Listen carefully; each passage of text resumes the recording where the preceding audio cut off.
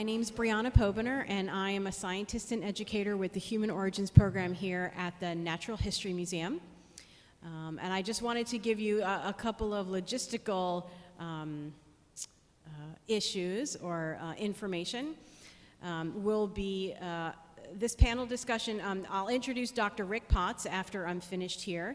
And our panel discussion is slated to go from 12:30 to 2 p.m. At the back of the auditorium, we have, if you're interested more in our broader social impacts committee and other issues of human evolution education, we have these business cards at the back of the auditorium which have our website URL, our email address, and our social media accounts, our Facebook and Twitter account. We would love to hear what you thought about this panel discussion. You can send us an email. And I also wanted to say that we have some ongoing public programs that the Human Origins Program coordinates. Twice a month, usually on the first and third Thursday of the month from 12 to 2 p.m. We have a Scientist is In program in the Hall of Human Origins, which is upstairs. And then once a month, normally on the last or the second to last Friday of the month, from 3 to 4 p.m., also in the Hall of Human Origins, we have a hot topic discussion. HOT stands for Human Origins Today. And those discussions rotate between a particularly interesting scientific finding or information or something that a scientist is grappling with or interested in one month, and in the other month it is a discussion of where science and society intersects. Oftentimes it's about human evolution and religion and other larger issues of science and society. So without further ado, I will introduce Dr. Rick Potts, the director of the Human Origins Program.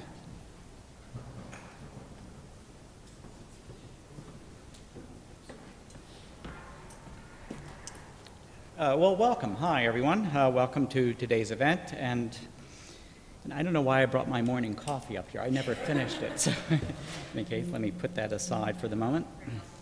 Yeah, thanks. So today's event is titled, as you can see, a conversation on evolution education in the United States, and I'll be moderating this session. The featured speaker today is Dr. David Long from George Mason University, and David brings to us some really fascinating experiences informed by his history as both a public school science teacher as well as an anthropologist, experiences that are at the intersection of science, evolution, education, religion, and creationism. His presentation is part of an annual series sponsored by the Human Origins Program and its broader Social Impacts Committee. And this committee is a team of advisors offering a diversity of religious and philosophical vantage points, perspectives that are relevant to the public understanding of science, in particularly human evolution.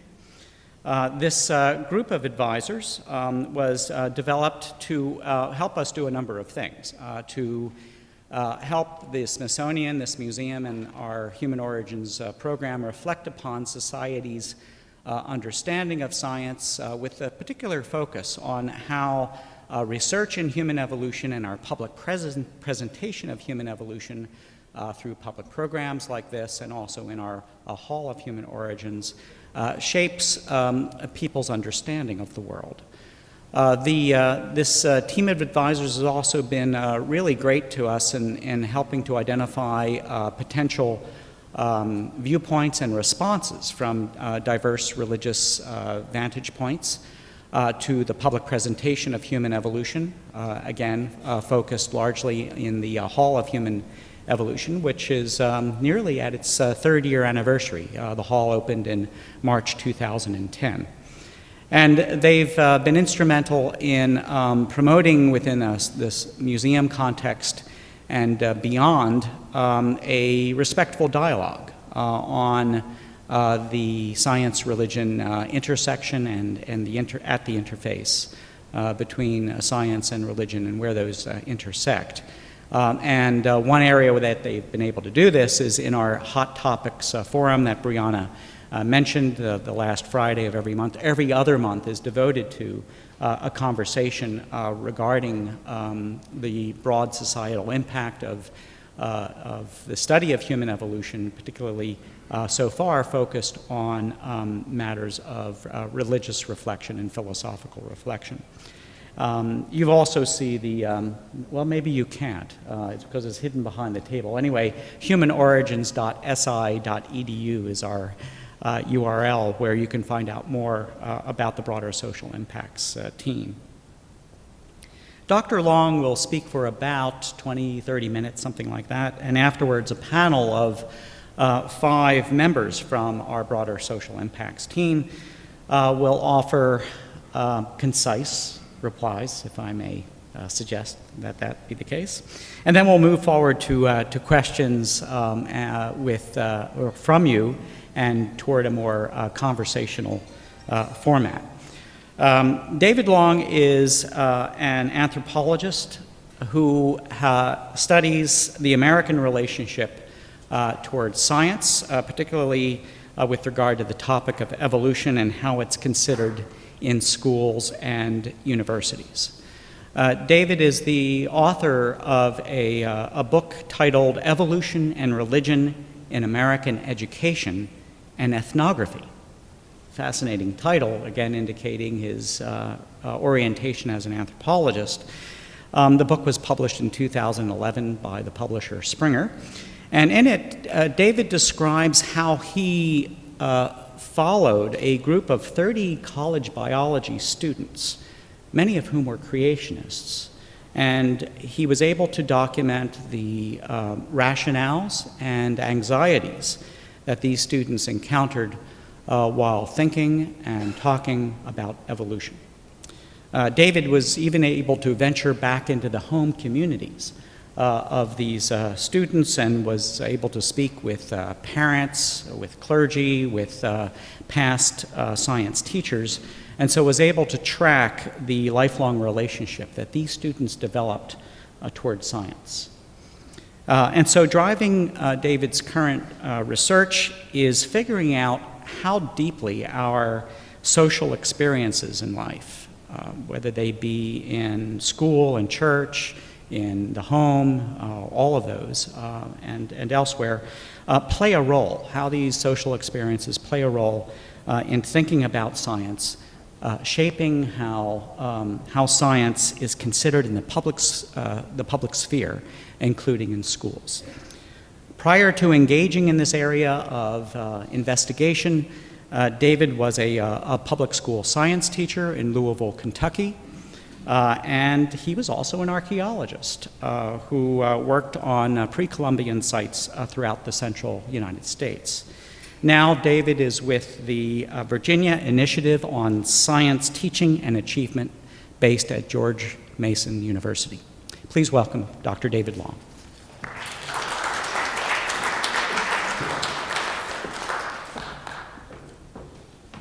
Hi there.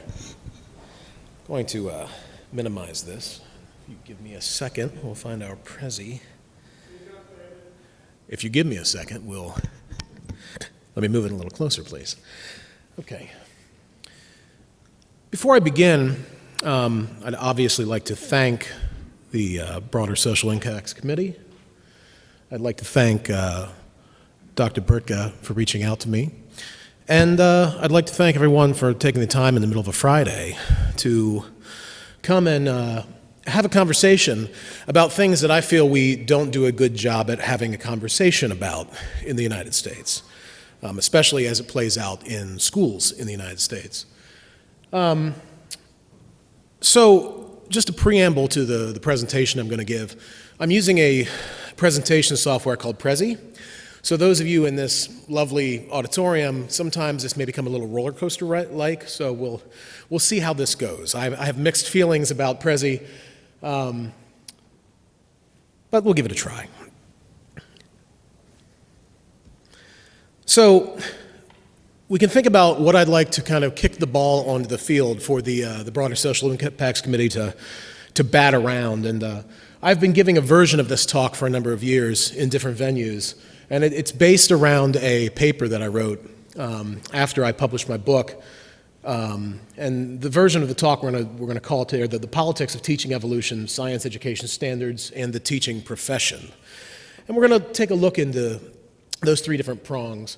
And to get us started, anthropologists often situate their entry into the field with an entry story. So our entry story is going to be me in a biology department sitting with a very skeptical biology professor, thinking I'm some kind of secret agent creationist who's there to infiltrate the biology department. And before I get going into this, the type of research that I do, the data I work with is very text heavy, so please don't feel like you have to read everything I put up here, and I'm going to be talking through this and giving you the narrative. You can listen and get the gist, because there's going to be a lot of text. So talking to this biology professor, I asked him, to talk to me about how he has experienced evolution as controversial in his life, and immediately he was very defensive. I actually don't know that it's controversial, and I don't know I've ever thought it to be controversial. I think a lot of people try to put a label on it, but there's no controversy as far as I can see.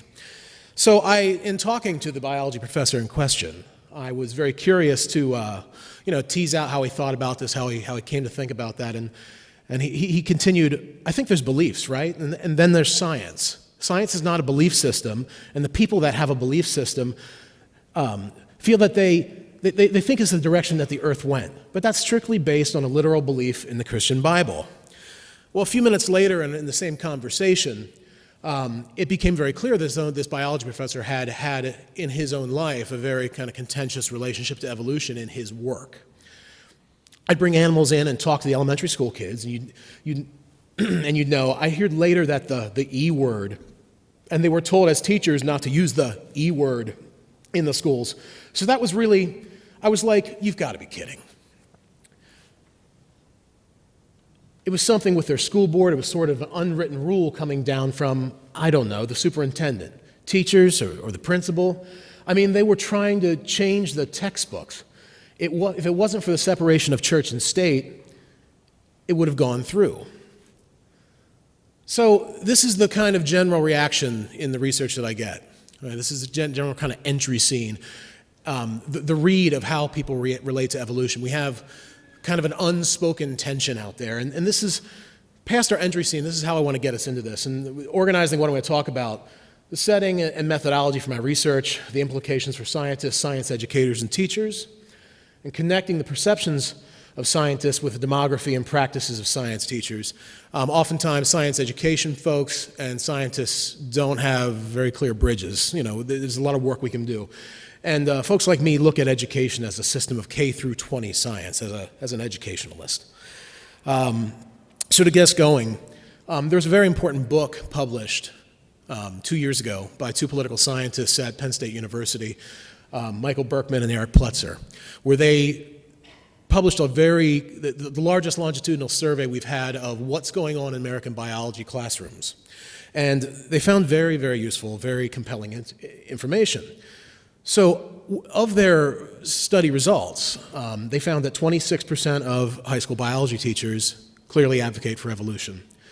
14% hold creationist views themselves, sometimes explicitly teaching creationism in public schools, even though in most cases outlawed by law. And 60%, the very important bit, are the folks they describe as cautious, downplaying or omitting the topic from classrooms. And this, for them, is a problem to be solved. And as I would imagine for many people in this room, it would be a problem we also want to solve. So their solution is to require all future post-elementary science teachers, middle and high school teachers in training, to have specific coursework in evolution. Now, if that sounds surprising, it's often not a requirement of, say, training a future biology teacher. It might be within the content of their university biology course, but often it's not part of the required program, science, content courses that they take. So the supposed effect they thought they'd have is to steer evolution deniers away from teaching. Well, at the same time that Berkman and Plutzer were publishing, I was editing my manuscript for publication, which was a very different approach. They were using a large survey sample, and I had conducted in-depth, context-bound investigation into people's lives. So I had a very clear picture of what they were missing. So you have a picture of the politics within a school. We all have gone through school. We have all known people who've been usually people know one teacher or two if you don't have one in your family. We all know that what gets taught in school can be political contentious. The second thing is there's limits to when we talk about science standards to affect change. And as you'll see this unfolding, what I'm going to talk about, the issue of science standards would be the equivalent of expecting, because the speed limit is posted at 65, that everyone drives 65, right? Obviously, people do a lot of other things. And the last piece, the conceptual difficulty of assuring that someone knows something. And if that seems, an obvious point, it's not quite as simple as that, as we'll go into detail. So, my work.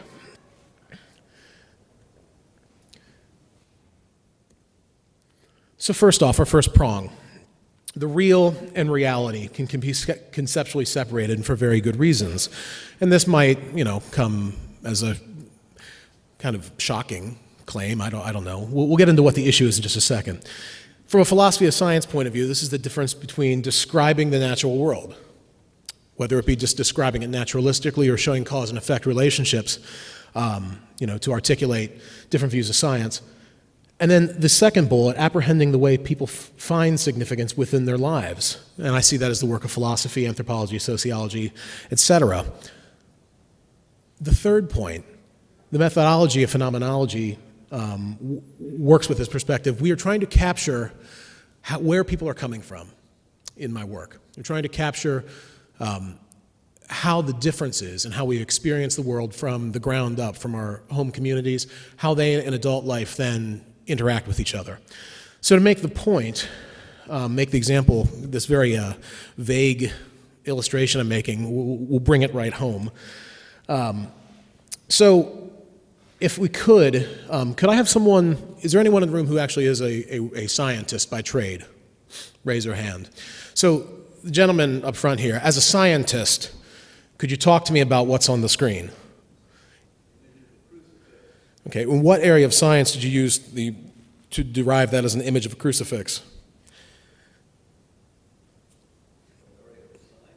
Right. Speaking as a scientist, using the scientific method, or whatever version of the scientific method you'd like to use.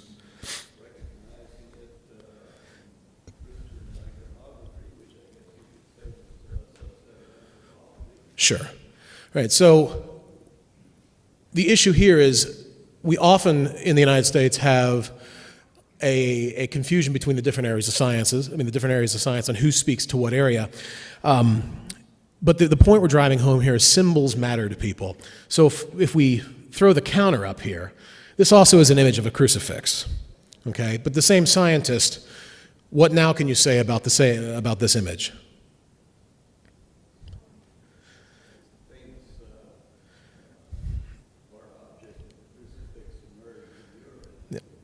This is the work by Andrés Serranos. Okay, those of you who are not familiar with it, made a splash due to its National Endowment for the Humanities funding, where he had submerged a crucifix in a jar of his own urine and photographed it.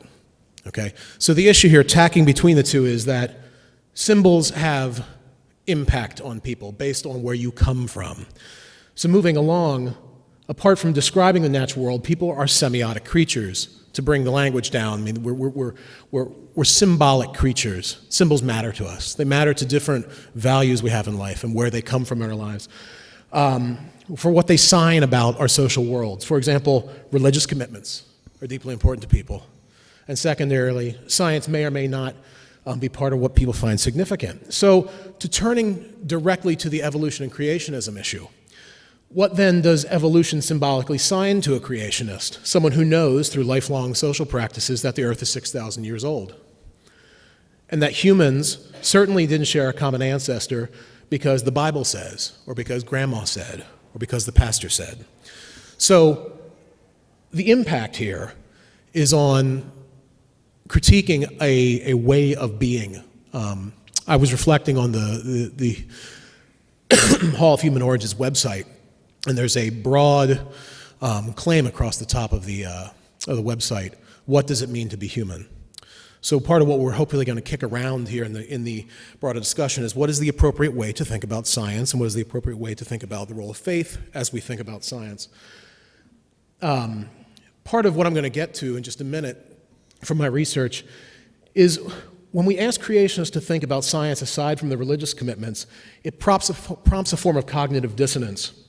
The dissonance for some is very difficult to manage, when for the majority of your life you have known that the Bible represents a final inerrant truth.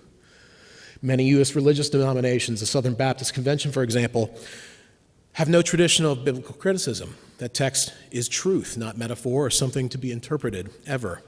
And importantly, as we think about the demography of the United States, this type of non-interpretive relation towards text is the fastest growing form of Christian identity within the U.S. Almost all megachurches have this relationship towards the text.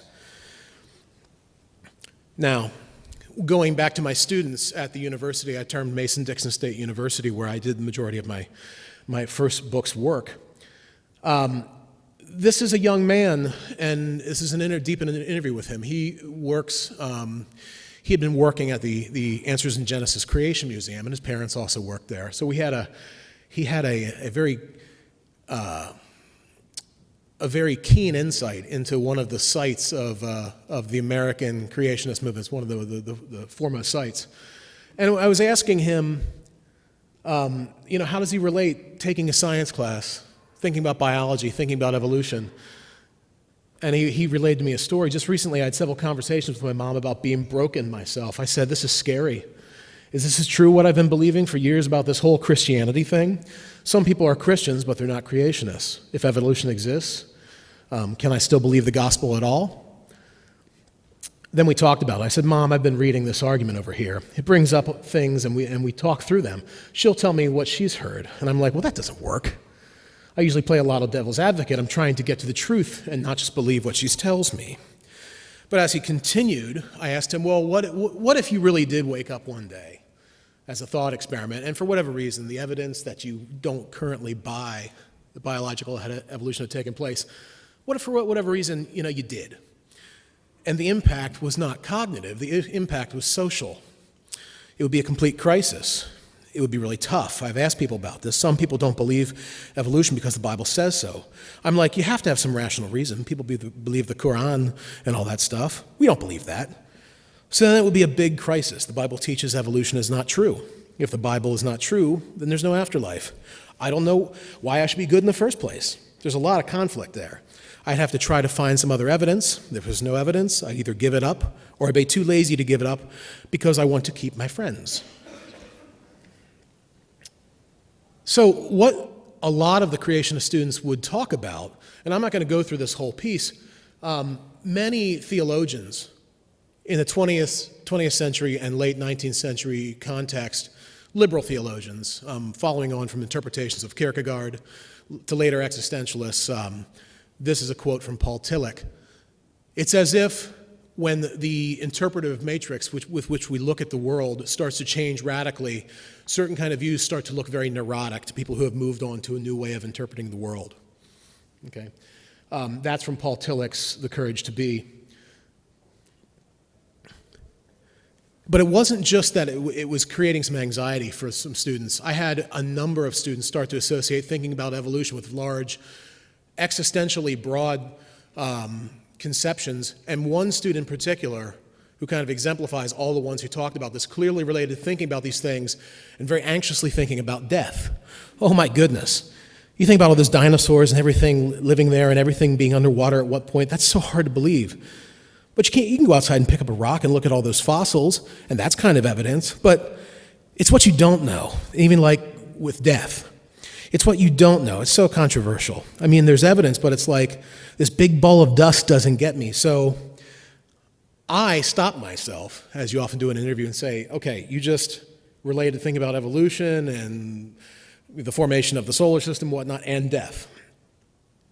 I asked her, why do you think about death? Oh my gosh, it does. When I ever think of the solar system and anything like that, it's such a big fear of mine. Whenever I think of evolution, whenever I think of the solar system, anything to do with the Earth and planets and everything, I always think of death. Now, this wasn't the only student who experienced this. When you write with ethnographic work, you often pick out things that kind of exemplify that. Of the 15 students that I talked to, 5 of them talked this way, and that was the clearest one that way. The second thing, and I'll move this along more quickly, Science standards alone are not an answer. So we think we're going to change the standards, and this is kind of bureaucratic point, but it's one to tease out importantly to understand what's going on in evolution education in the United States. So standards assume an integrated framework of knowledge acquisition and teachers willing to enact the fullness of science standards building from early years through high school. Okay, seems clear enough.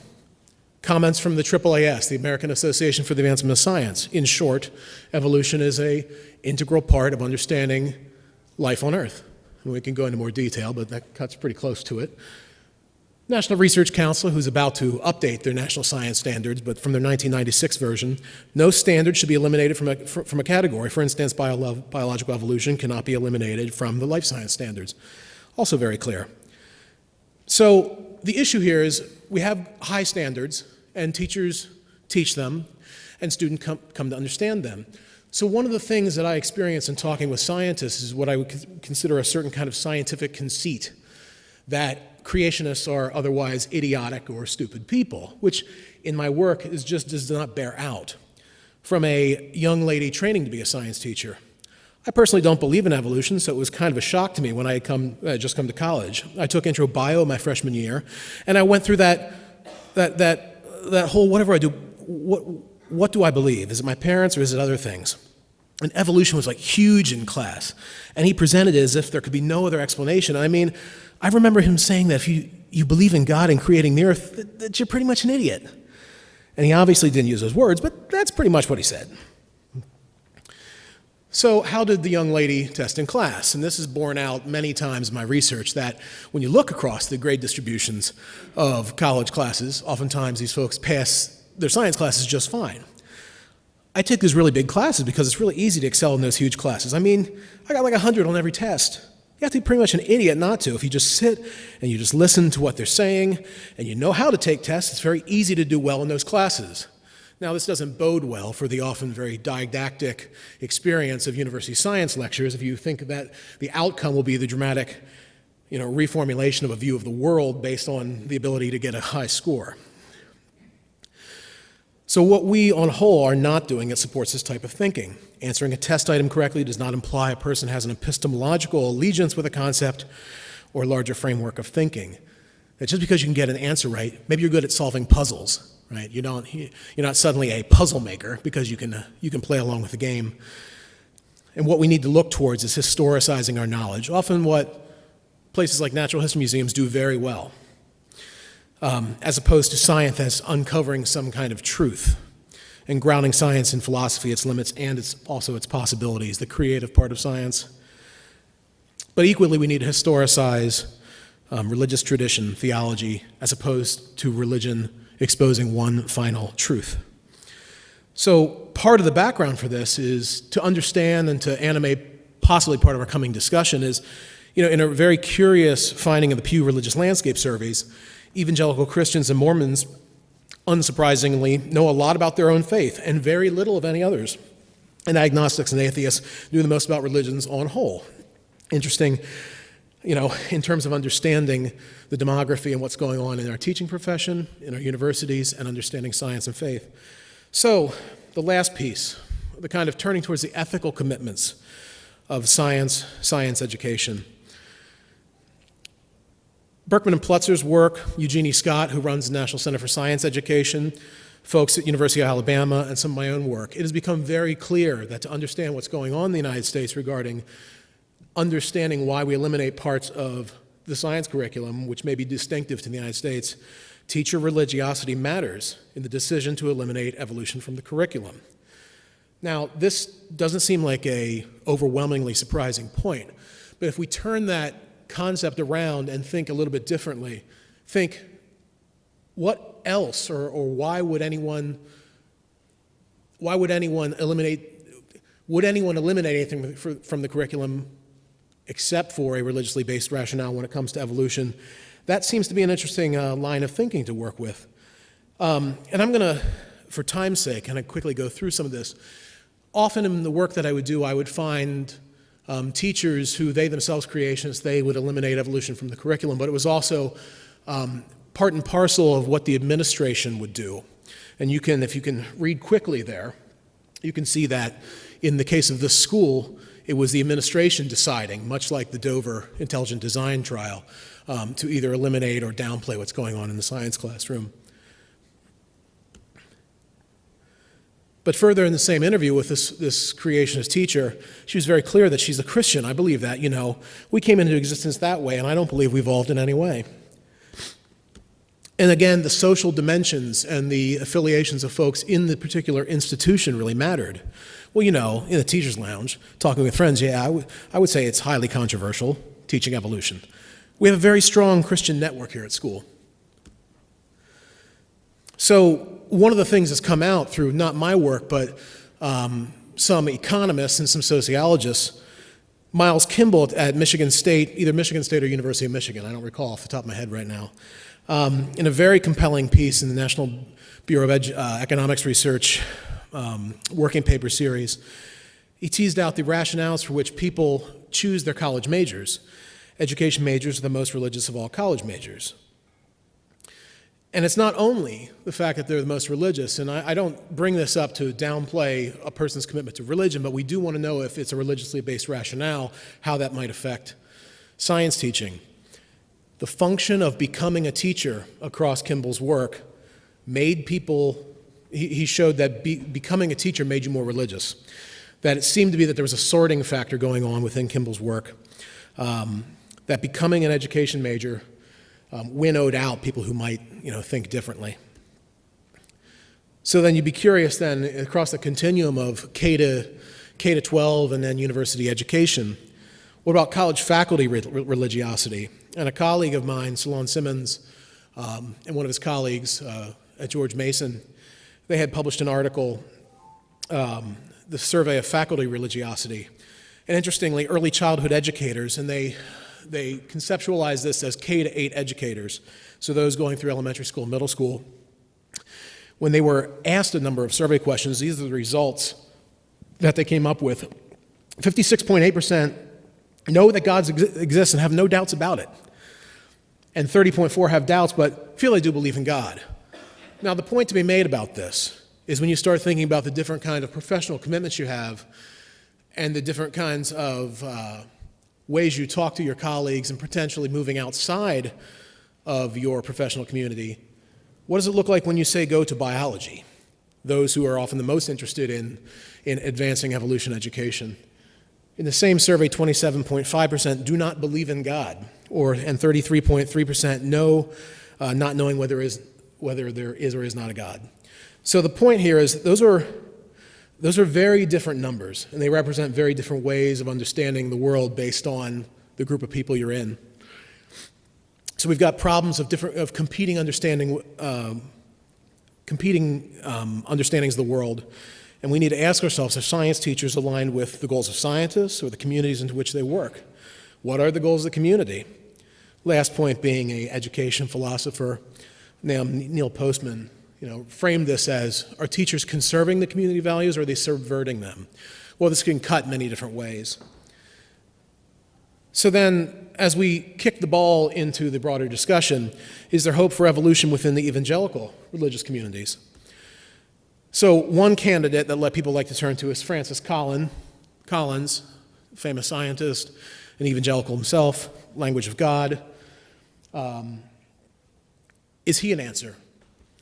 Well, from the conservative Christian segment of the United States, Ken Ham of the Answers in Genesis, it's compromisers like Collins who cause people to doubt and disbelieve the Bible, cause them to walk away from the church. Albert Mohler, the head of one of the largest Protestant denominations in the United States, the Southern Baptist Convention, likens Collins' work to throwing the Bible under the bus.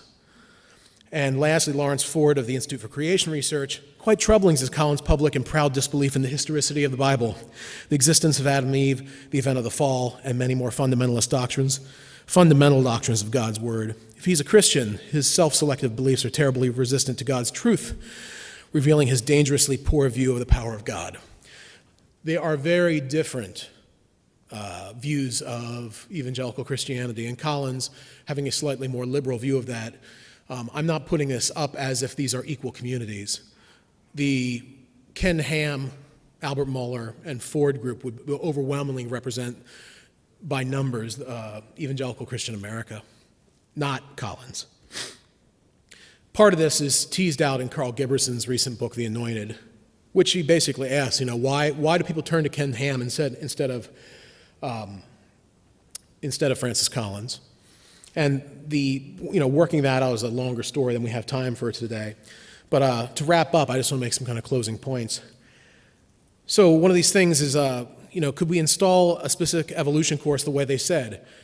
Well, as we've seen with creationist teachers, it's a good idea, but don't expect they'll necessarily dissuade creationists from becoming teachers. We don't really have a control on people choosing to become teachers. There's no ideological litmus test we give people when they choose to pursue a degree track. But what we can work with, which I think is more useful to think about, is what about our ethical commitments as professionals in a democratic society? So we know that some teachers are eliminating parts of the science curriculum based on religiously based rationales. As state employees, they are, through omission, advancing a form of religion to the detriment of science. This is not acceptable in democratic education. In democratic education, ideas of racial or gender superiority are not appropriate positions for teachers to support. Many fundamentalist Christians know they have the truth. This is a form of metaphysical superiority. If it leads them to eliminate evolution from the curriculum, this then should clearly not be appropriate. So one of the foils and the answers I'd turn to is the Catholic philosopher Charles Taylor's kind of magnum opus of A Secular Age. If anyone has seen it, I would recommend the 6 months of reading to go through it. But the boiled down point is this: what is the appropriate position for the state to think about the role of faith in the public sphere in a complex, diverse society? What should the state reaction be? Well, the state reaction should be to allow religions to flourish in their plurality, but prefer none. That is a more dexterous, kind of complicated way of understanding it, because when you start talking about secularism, it is in the rhetoric of, say, folks like Ken Ham, where they set it up as a dualism, that if you take a secular stand, you're somehow godless. Okay? Well, I personally think we can do much better than that in the United States. So the things we can do in addition to that is we can support science literacy through community advocacy, supporting institutions such as this museum, and have a philosophy of science more nuanced than science is real or the truth. Many things are real for which people have no interest. There is a tree somewhere in northern Japan that I will never experience. It's real. I don't care about it. All right? What is proximal to you is what matters.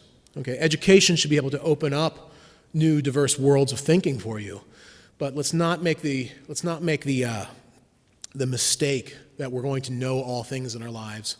We have a finite time on which to live and to learn, but teachers cannot be squashing certain kinds of understanding for students.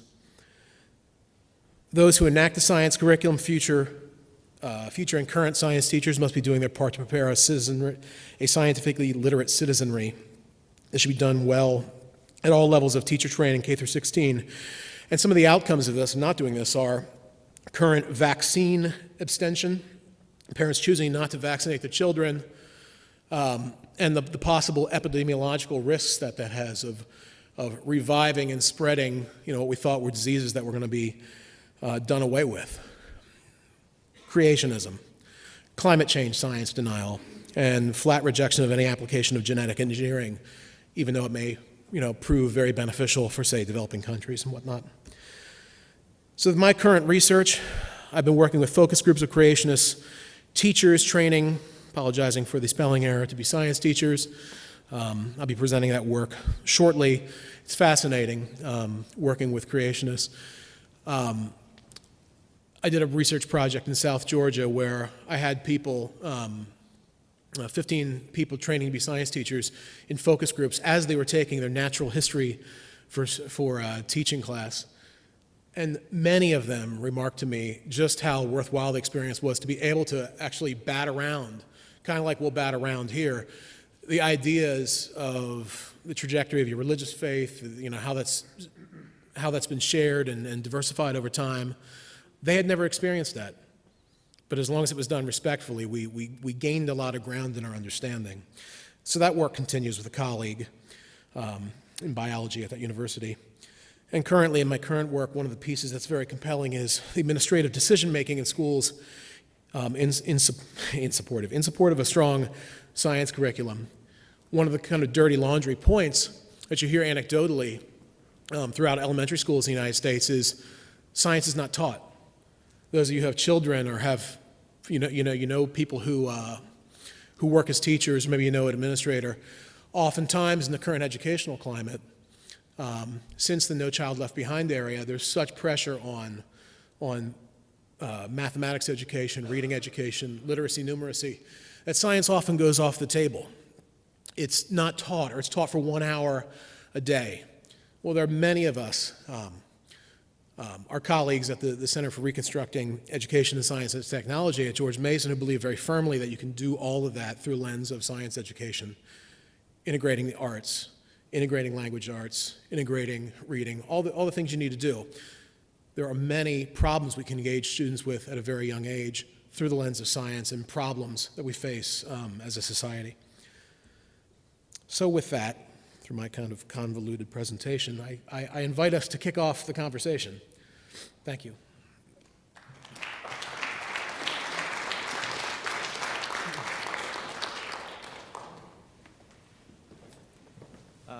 Terrific. Well, David, thank you very much. A lot of food for thought as you hit us with the realism of life on the ground in schools. We'll begin the discussion by asking the 5 members of our broader social impacts team to come to the stage. Thanks for not waiting for my cue. That's great. Altogether, there are 14 members of this advisory group, and their efforts have gone into not only just conversations with us in the Human Origins program and here with the audiences that come to our museum, but they've also helped to build resources that some of which are available on the web and on our website, and more are becoming available in the coming months. Deal with resources that deal with religious, philosophical, and educational issues related to the public understanding of science and human evolution. And I wish to thank that group, advisor group, personally for their service to the Smithsonian, to this museum, in offering a strong partnership in the national dialogue, such as it is about human evolution. The 5 panelists are from your right to left after David. They're Connie Bertka, Fred Edwards, Nancy Howell, Wes McCoy, and Jim Miller. And what I'll do is to ask Fred and Nancy and Wes to, in the course of beginning their comments, to introduce themselves. But let me first introduce the 2 co-chairs of the Broader Social Impacts Committee, both of who are on the panel.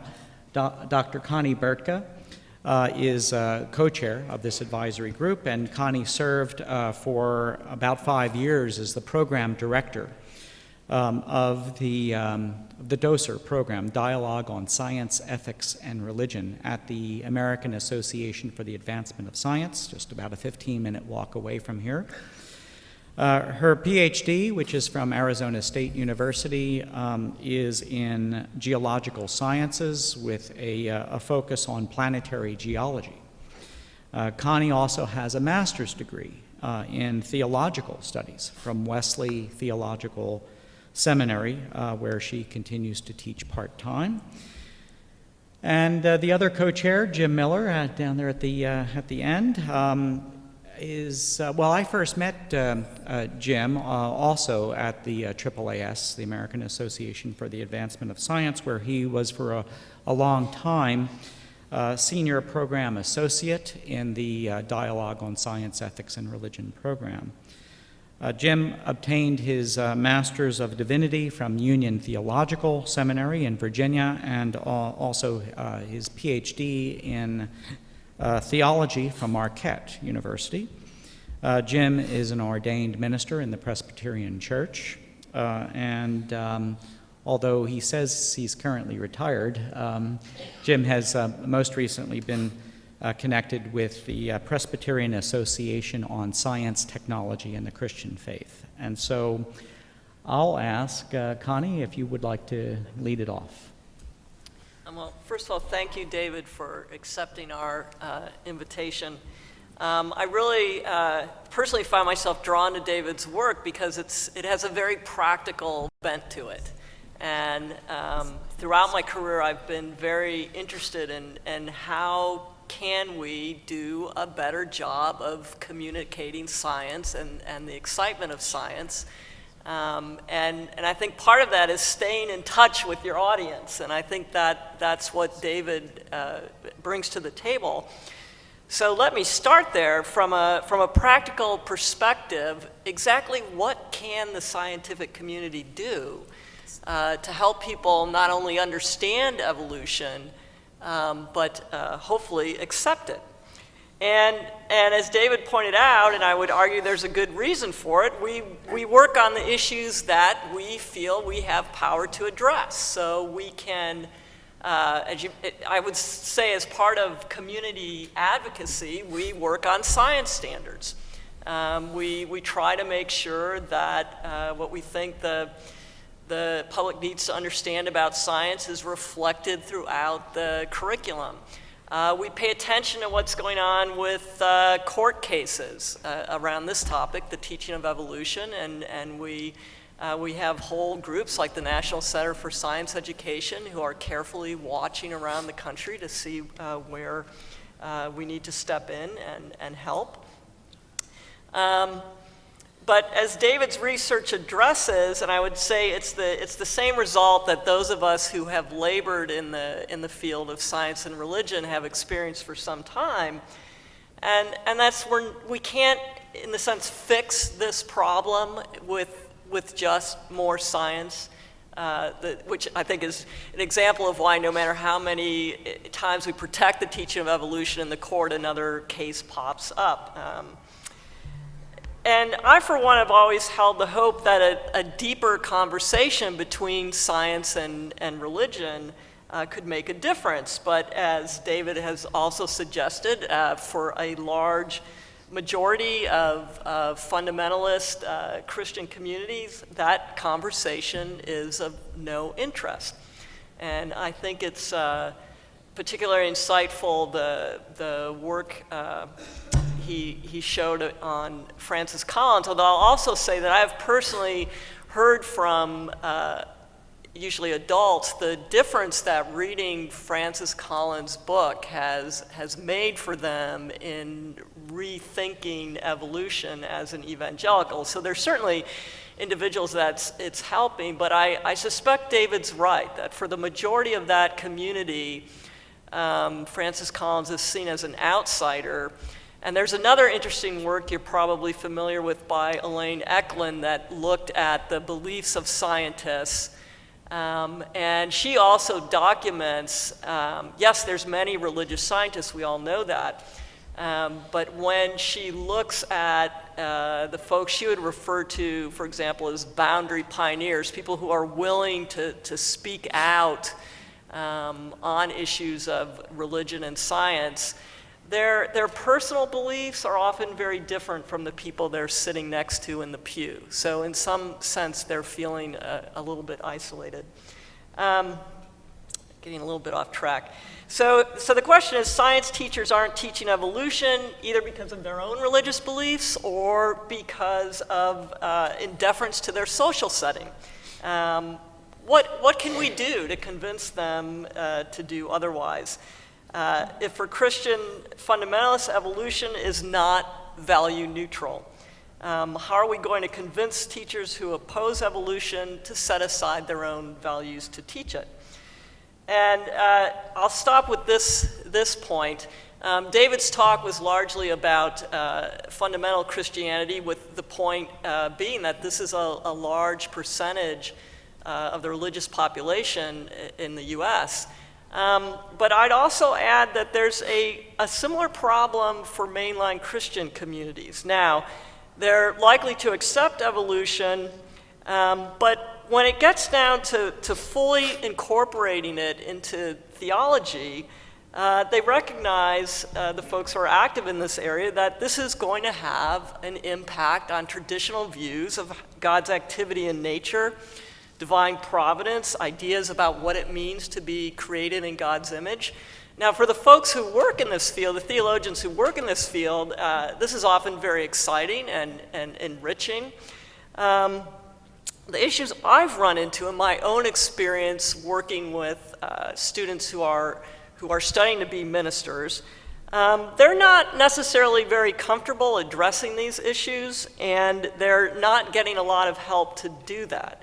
So there's still a gap between the scholarly community and what's available for ministers as they go out to work with their congregations. And I especially see this anxiety coming from students, who are facing, they need to go before their committee who's going to decide whether or not they should be ordained, and they're going to take on their first congregation. This isn't necessarily an area they want to tackle. So I would say there's an aspect of social alienation, even within mainline communities around this topic. But one of the things you ended with, besides community advocacy, you talked about, well, how about we go at this by making sure that the science is interesting, that we convey that piece of it when we talk about evolution. And I've actually found my own experience in working with students in the seminary, that is true as well. I like to challenge them to think about the interesting and new ways they might be able to reflect on God if they fully incorporate evolution into their worldview. So understanding it's challenging, but yes, it's also interesting, and you might miss something if you don't think about this. So I'll stop there. Shall we just go right on down the line here? Fred, would you like to go next? Okay. I'm Fred Edwards, and I'm with the American Humanist Association and the United Coalition of Reason. And so I represent a kind of secular, non-theistic worldview, in contradistinction to most of my colleagues on the committee. But I certainly feel that Dr. Long's presentation gives us a nice sobering view of the situation, not only in the United States, but among teachers and teacher colleges. And I think we need to have this sobering view. I think we need to be aware of the difficulties that exist to teaching an accurate science education to students.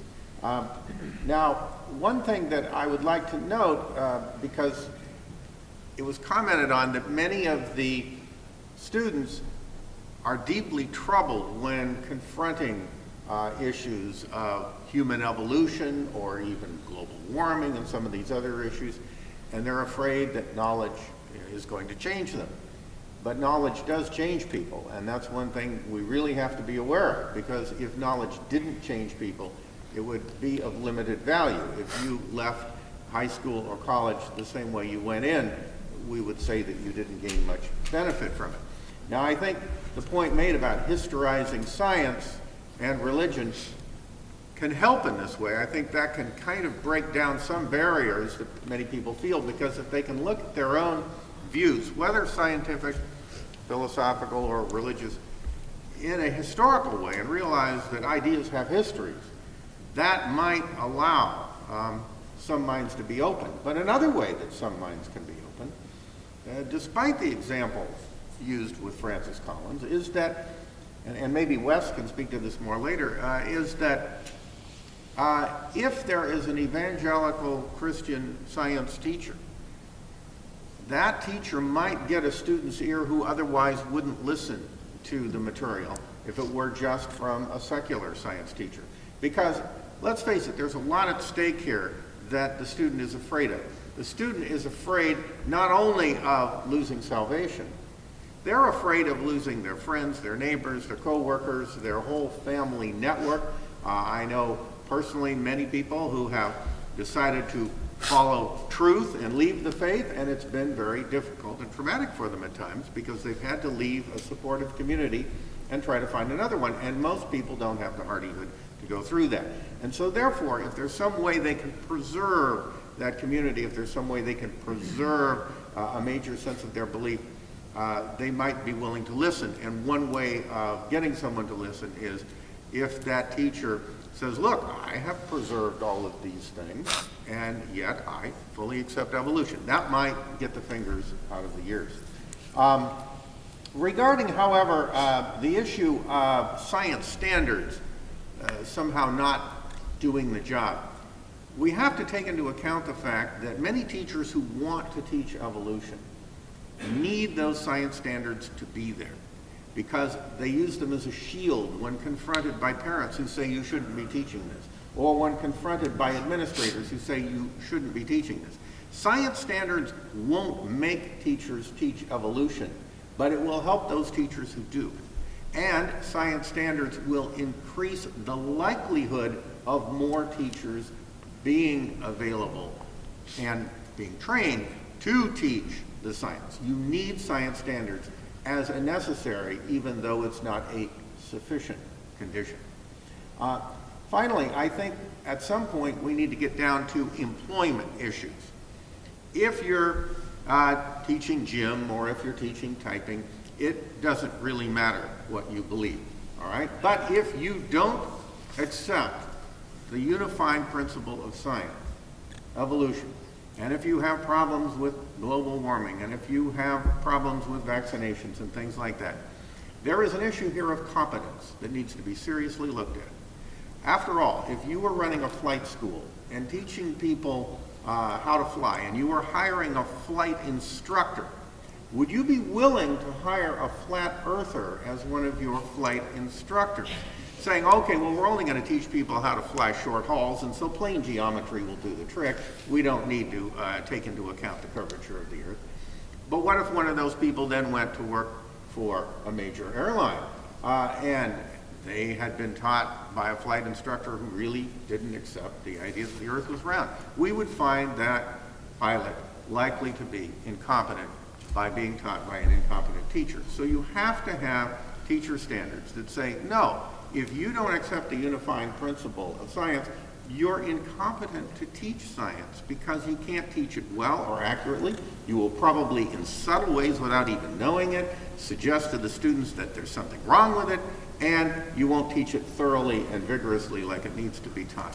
So I think the issue of employment standards for science teachers needs to be looked at, and that may then improve the situation in the science college, teacher colleges, because you can teach typing, you can teach gym, you can teach English, you can teach a lot of things, but if you want to teach science education, you need to accept the material as valid.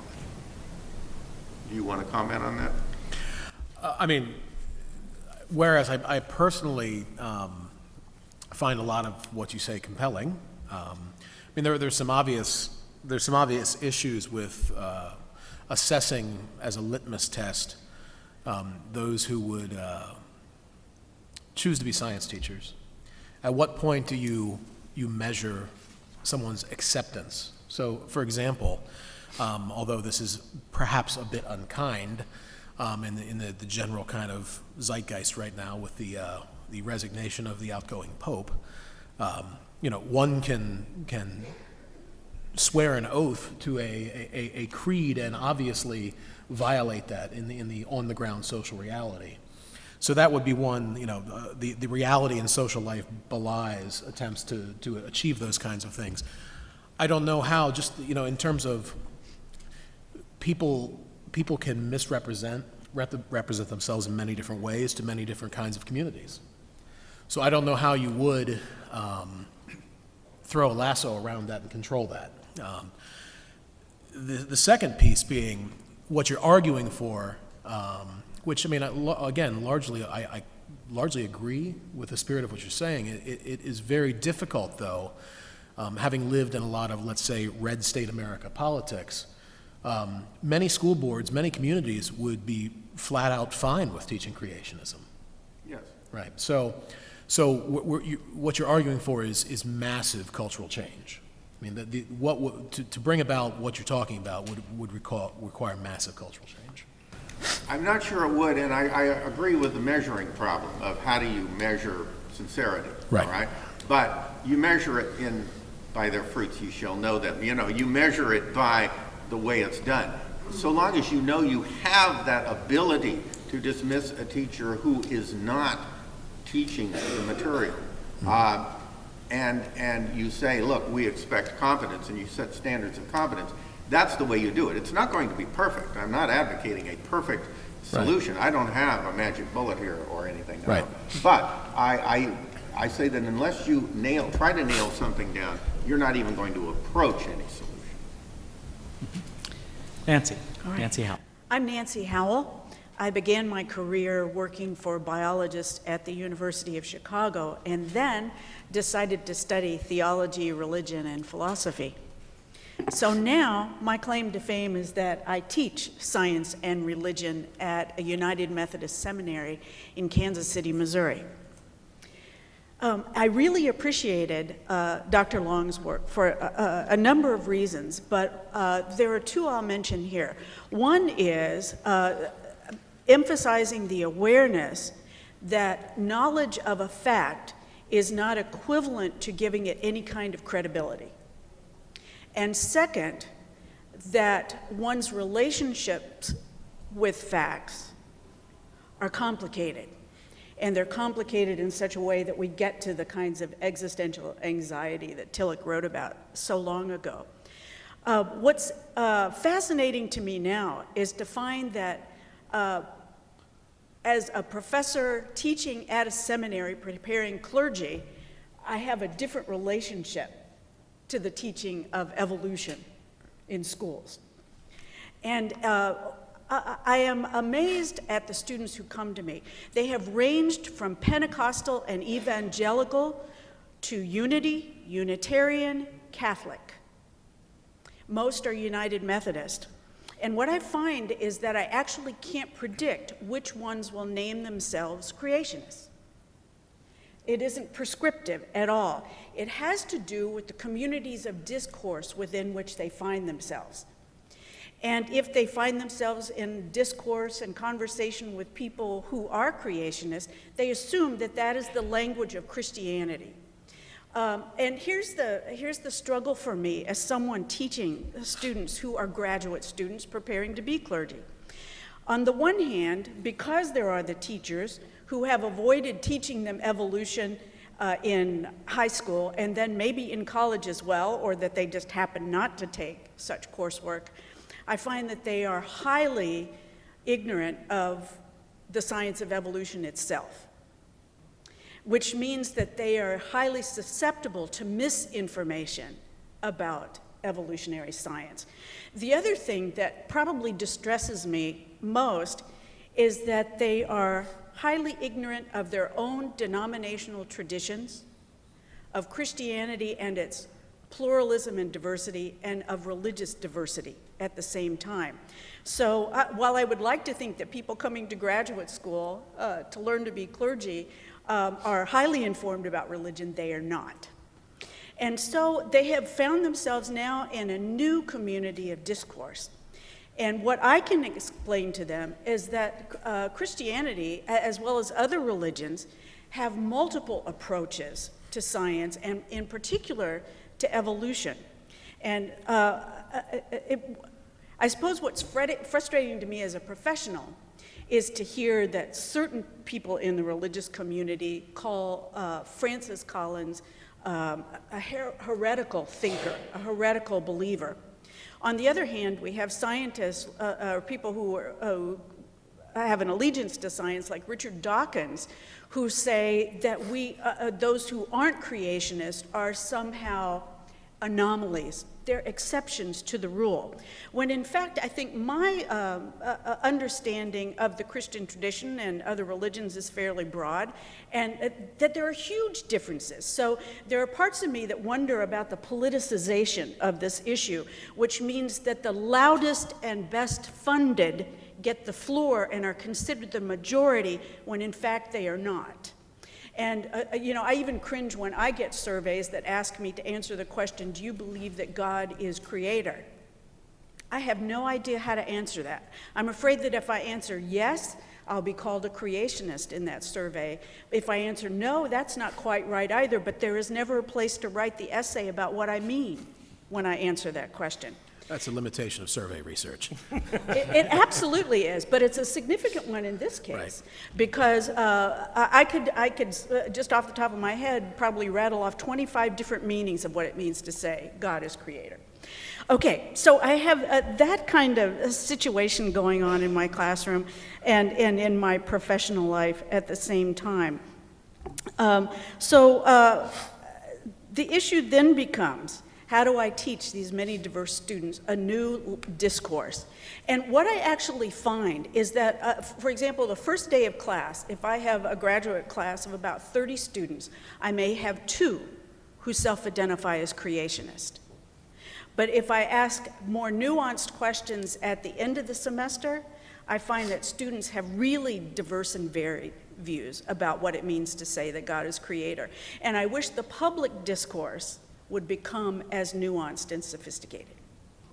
Thank you. Wes Well, McCoy. thank you. My name is Wes McCoy. I'm chair of the science department at North Cobb High School in Kennesaw, Georgia. I have been there for 35 years, so I have a lot of experience in this. And you know the old quote that history doesn't repeat itself, but it rhymes? I'm not sure if Mark Twain actually said that, but all of these comments rhyme with my own experience that I've had in the classroom these 35 years. I'm also a Presbyterian, and when I began my teaching career, I thought that something was missing from the either-or debates that seemed to show up in the newspaper all the time, and that was a voice of a person who stated a Christian faith, a religious faith, and also not only understood evolution, but embraced it and thought that it was a very positive sign that God was doing some awesome work in the world. So there was a way for me to get myself involved that way. At first I thought these events that occurred were little breakers that were coming up on my beach, and I would go out and see the driftwood left over. And I came to realize it's actually more like the Gulf Stream, carrying lots of information from the south to the north and carrying information into my students' lives and setting up an atmosphere in which they were growing that I had to do something about. So I have the normal challenges that every other teacher has. I have 14-year-old students coming into my room every day, and I have to convince them that what I'm doing is worth their time and effort, and that's a challenge right there. But also I have some extraordinary challenges.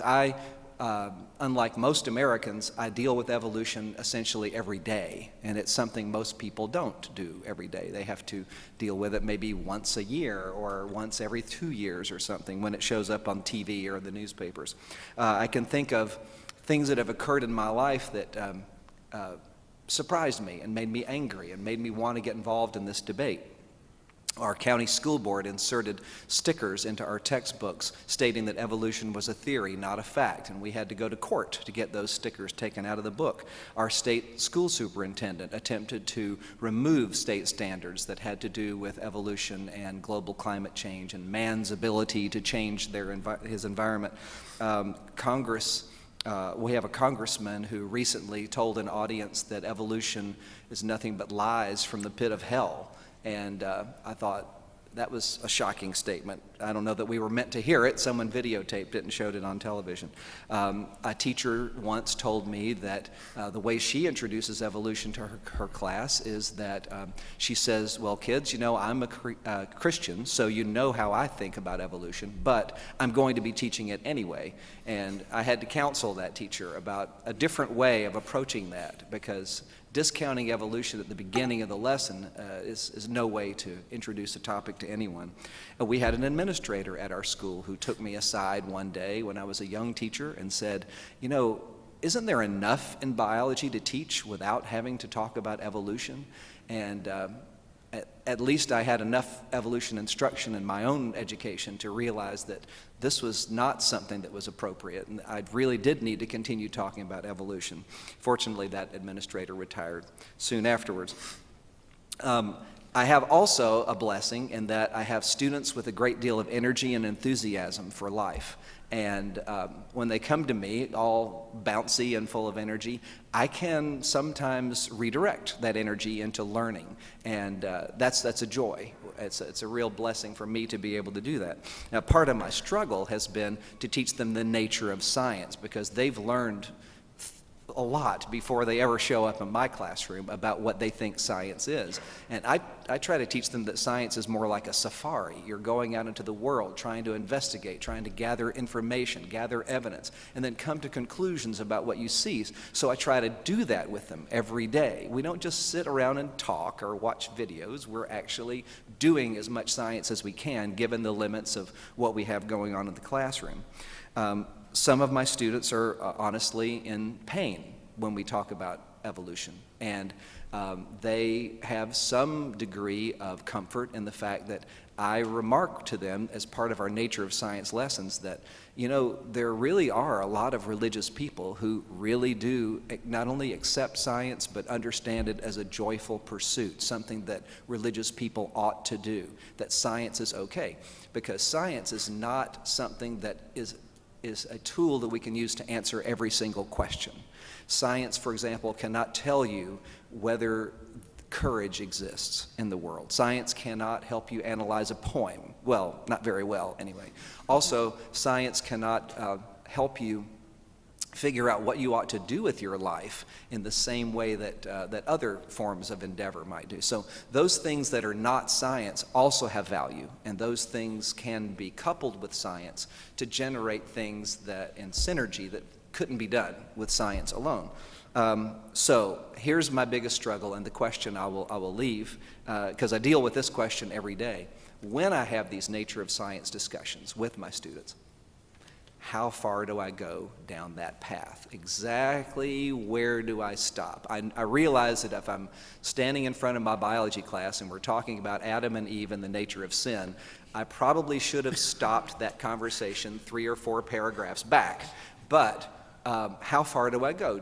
Do I tell them that I'm Presbyterian? I usually do. Do I tell them that I accept evolution and that's part of my religious faith? I usually do that. But why? Why do I accept it? How do I feel about the Bible? How do I feel about Scripture? What is the role of understanding Scripture and understanding science? Those kinds of things I don't discuss with my students, and I don't know how far I need to go. So that's of course, an individual discussion. It may be different from one class to another, one student to another, but I don't want to violate my role as a science teacher and start teaching religion. I'm not certified for that, and also I might alienate a number of my students who are not religious or who are of a different faith. So there's my question. How far do I go down that path? Thank you, Wes. The most difficult thing I have to say is that we have only about 15 minutes. Jim, so if you want to make just a few brief points, and then let's turn it open for questions. And we have two microphones, one in each aisle. And if anyone would like to ask a question of the panel, and particularly our featured speaker, please get ready to do so in a minute or two. Oh, gosh. Let me say 2 things. You might put the microphone in. Yeah, let me say 2 things. First, I want to reemphasize Nancy's point, and also at least the historicizing of religion point that David made. Also the historicizing of science, which I think is a terribly important thing. That is understanding where scientific ideas come from, not in sort of an abstracted intellectual way, but the actual warp and woof of human society and culture and how scientific ideas emerge. That's part of understanding the nature of science.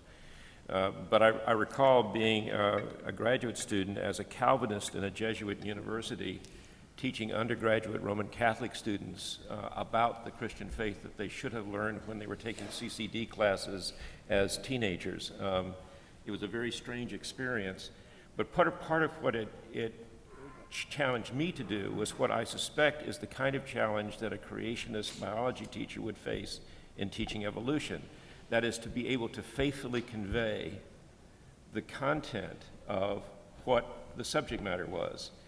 I've known some scholars who have remarkable capacities to represent other people's points of view so faithfully that you're convinced of them until they begin to criticize them. That is, they are able to present other people's ideas with great integrity. That's the challenge, I think, and that's why I think having some sort of a litmus test that determines ahead of time whether or not somebody can be a biology teacher because of their religious orientation is very problematic. Outcomes is another matter. That is, as a matter of fact, does the subject matter get conveyed to the students in such a way that they can respond and indicate that they have received that? That leads to another question, however, and that's the question, the tension between understanding and accepting. It is perfectly possible to understand a subject matter without accepting it at all. In fact, I've known a number of scientists who are either old Earth or young Earth creationists who practice their science quite satisfactorily because there's never any point in the course of their practice of science that they're dealing with historical topics at all. And you can parse science in such a way that you never deal with those kinds of questions. And it's one of the reasons that I've wondered about this whole issue that often the scientific community says, well, you know, it's perfectly sufficient to simply see to it that students who take biology courses understand biology, that they simply are able to give back to you an account of what the basic principles of evolutionary biology are, what the mechanisms are, what we've come to understand the process is like. That's completely sufficient. On the other hand, if they were teaching germ theory, they would never think that that was sufficient, because germ theory actually has a public health issue involved. You want people to wash their hands. And that perhaps the reason that there is this distinction between these two is that germ theory has an immediate personal and public consequence. That is, if you don't wash your hands, you spread disease to yourself or to others. Whereas whether or not you understand evolutionary biology, for most people, has very little bearing on their day-to-day lives. And as a consequence, it's a little bit like whether or not people have an interest in the Higgs boson. I mean, if you know what the Higgs boson is. My wife is always saying to me, what is that Higgs boson thing? So part of what's at issue here is not only matters of tension between various kinds of social and cultural commitments that people have that serve as challenges for their being able to appropriate what has been discovered by the scientific community and that we seek through education to convey to each generation coming forward. And the fact that also that in our daily lives, while we may actually benefit or work with the fruits of science, we seldom have to attend to the actual science itself or be concerned about whether we accept or don't accept that at all. We simply make good on the vaccines or the medical practices or whatever it is that may be rooted in evolutionary biology in terms of their scientific founding, but don't necessarily require any assent to that in order to benefit from the fruits thereof. And I guess the last thing is, it seems to me that is a point that David makes, I think, quite well, that there is a basic tension between both the intent of scientists to be realistic in what they say about the world, the role of teachers to try to convey what has been reliably discovered through the scientific practice, and the fact that these ideas may bear existentially upon people's religious views, and living in a democratic society in which freedom of religion is a founding principle. This is a network of relationships that exist in tension with one another, not because they are good and bad, but because in some way they're goods, but are in tension in such a way that there's no easy equilibrium point for them. And I think that's part of the challenge that we face in the current time. Great, thank you to the panelists. And I would invite anyone who has a question, if you wouldn't mind moving to the microphone. I know that, David, there was a whole array of different things said there, and if you want to weave maybe some of your responses to what you hear from the panelists in response to questions, that would be great. Certainly. Yeah, sure, so please. Hello, yes, I'm Steve Bartlett. I'm a physics teacher in Fairfax County and currently an Einstein Fellow at the National Science Foundation. Mr. Miller, I'd like to ask you a question about, you said that evolution is not an everyday awareness, but yet just 2 days ago the CDC announced that we should be aware of these superbugs. Aren't they a direct consequence of evolution every day in our life? Yeah. And wouldn't that be a good thing to leverage in a classroom to teach this topic? I don't disagree with that. However, it is also the case that certainly creationists are very adept at making a distinction that I don't think is legitimate, but nevertheless they make it quite successfully, and that is a distinction between micro and macro evolution. So the change in the genetic structure of organisms or pathogens, such that they become more virulent, is not seen as the same thing as changing from one species to another, or the divergence of species. So I don't disagree with the point, but it just doesn't have traction. I mean, that's what it really comes down to for most folks in this kind of context. We're trying to change that to some degree, not to beat our own drum too much in the Human Origins program, but one of the things that we're doing, led by Brianna Pobiner, who introduced today's session, and myself, I believe the person who is also about to ask the next question, and Connie Bertka on our panel, is working with the Advanced Placement Biology program to explore teaching evolution through human examples by looking at the relevance of relevance in teacher and student understanding of evolution, largely to address this question of making the topic relevant to people's lives of the students, their families perhaps, in conversations, and also teachers. So, David, did you want to respond? Well, there was. I just want to put my anthropologist hat on for a second. And reaching out in terms to Fairfax County, where I have my current residence, and George Mason University. One of the things to keep in mind would be an ethnological point here, that as human civilization has experienced different ways of understanding the world, we still today have a diversity of folks out in the world for whom the distinction you're making really doesn't in the everyday matter to them.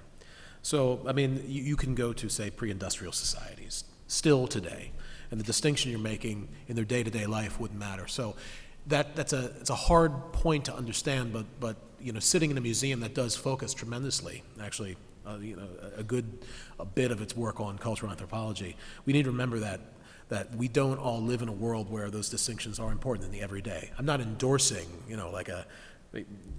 putting that aside. Second thing about micro and macro evolution, the Answers in Genesis Creation Museum has a celebratory wing right now of Charles Darwin's bringing microevolution to us. Right? So, the big thing is this change of kinds, that human beings actually can, through genetic drift, change into something else, or have changed from something into us as a species today. That remains the very big deal, the change in kinds, as humans are implicated in it.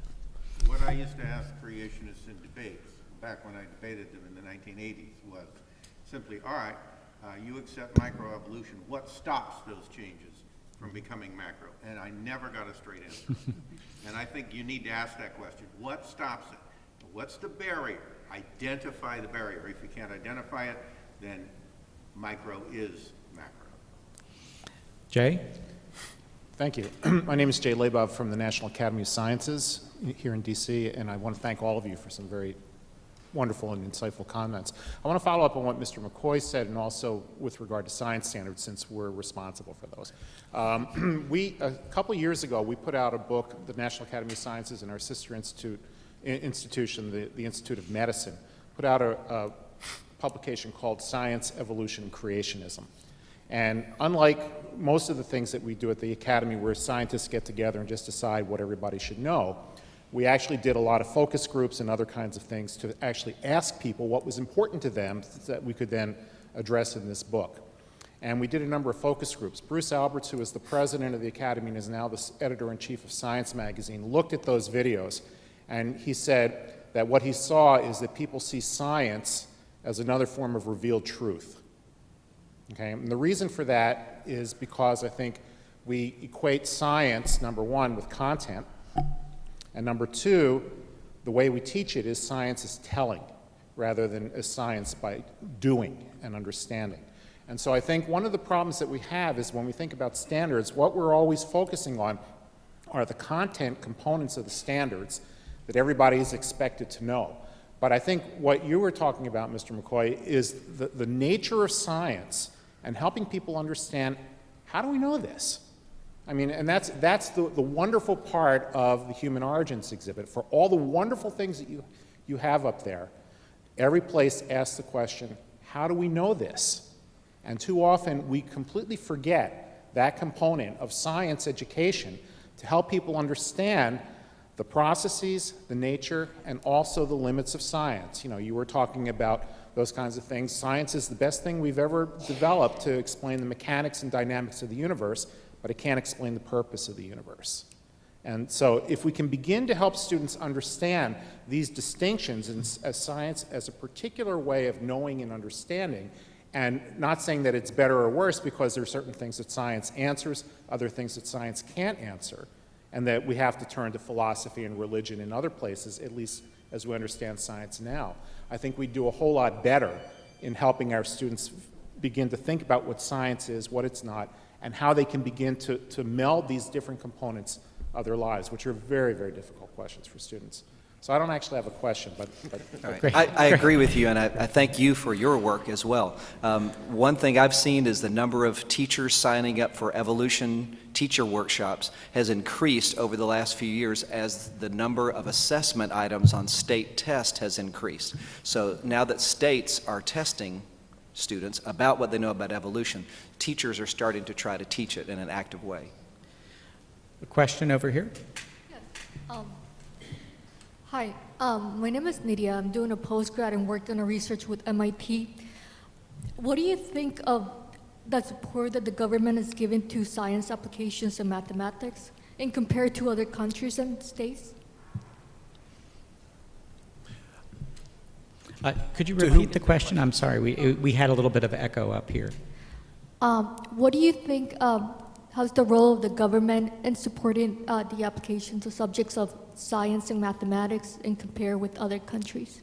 Because they've done a lot of statistical analysis and assessment that actually Australia is #1 in science and mathematics, and then you have Shanghai as well, #1 in statistics and science research. So if I get the gist of the question, what do I think about what the government's doing? And the comparison among countries. What is your assessment of how well we are doing in the U.S.?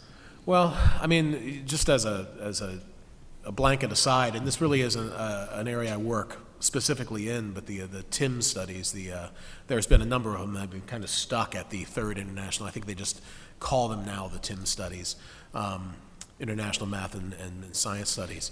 One of the things to think about, and this gets to the politicization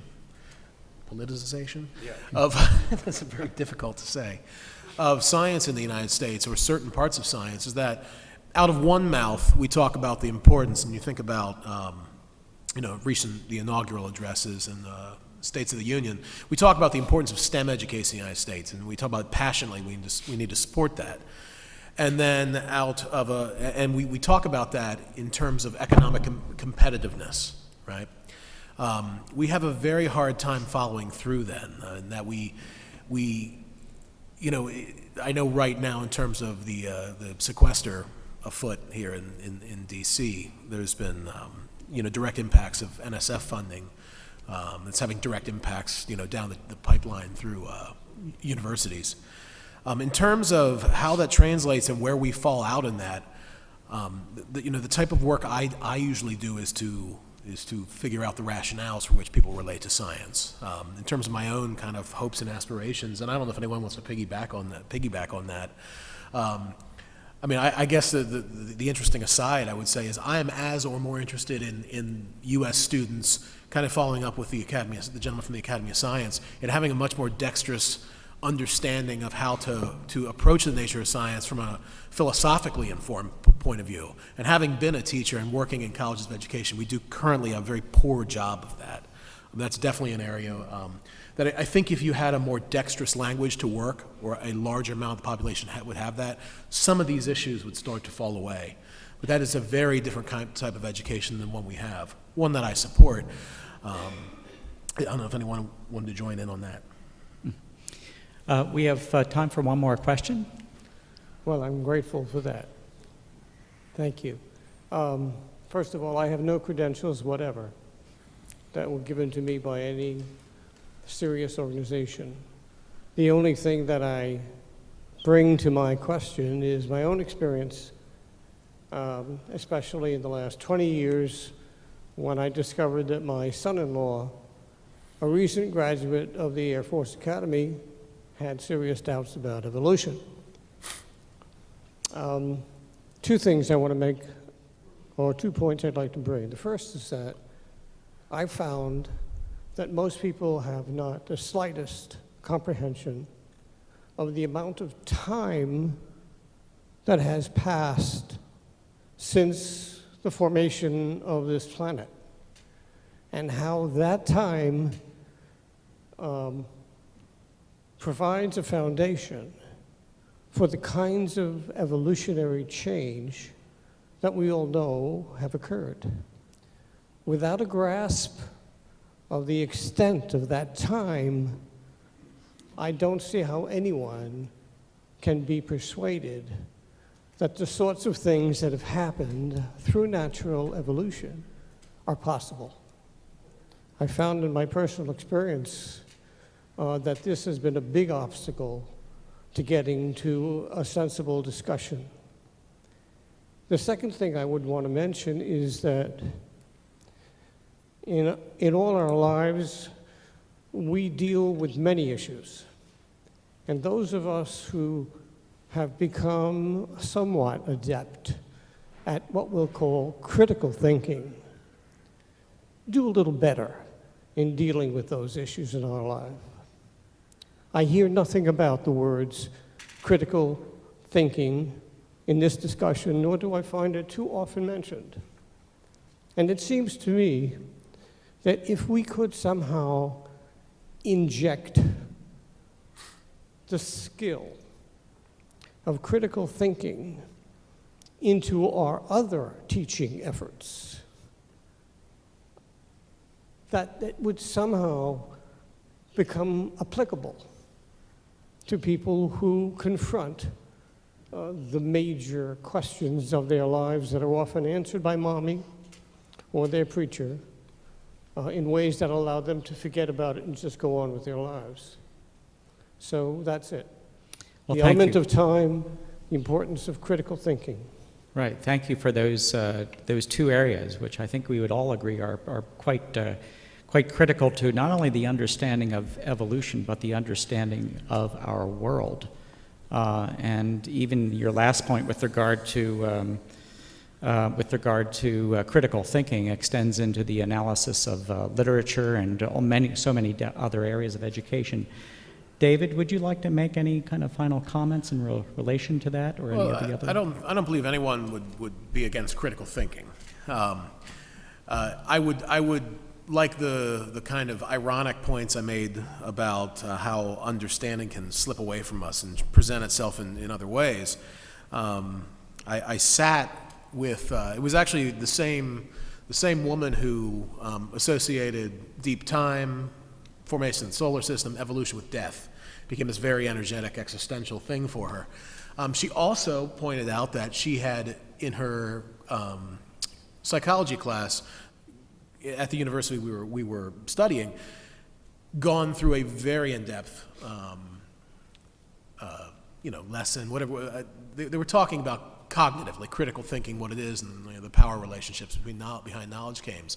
And she found that in her dialogue, and I don't have the quotes and stuff in front of me, but I found this very interesting because it kept popping up again with some folks in other interviews, that she was using her critical thinking skills to critique the science she was being presented.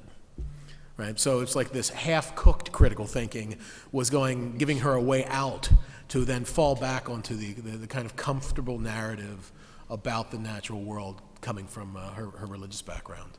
So, I mean, we're a little naive if we think just saying critical thinking without, there are ways of understanding the world out there that resist our attempts at doing so. I'm not endorsing that. I'm saying that the work is hard, and the work is to become academic. It's a micro-political thing within the classroom. We're fighting for ways to understand the world. And I feel comfortably to say that we fight for a scientific understanding because it's a worthy endeavor, respective of a plurality of religious views, but not for one final fundamentalist view. That just does us no good from my point of view. A couple of times when I've been out on the floor of the Human Origins Hall here, I've had students flock around a display that I had in front of me as part of the Scientist is In program, and the teacher eventually comes up to me and sort of whispers in my ear, "Thank you for having this exhibit here. I teach in a fundamentalist Christian school, and we wouldn't be able to discuss this or present this information except when we take a field trip, and here's where we need to take field trips." What I mean by this is simply by saying that those of us involved in informal education in, say, museum settings and elsewhere hope that we can work and develop a greater partnership with formal education institutions as well as other institutions throughout our culture, including religious institutions, where there is openness to addressing much more successfully than previously the kinds of issues we've talked about here today. I want to thank David Long for his presentation and the expansion of our minds into this arena, and our panelists, and especially you, the audience, for attending today. Thank you very much.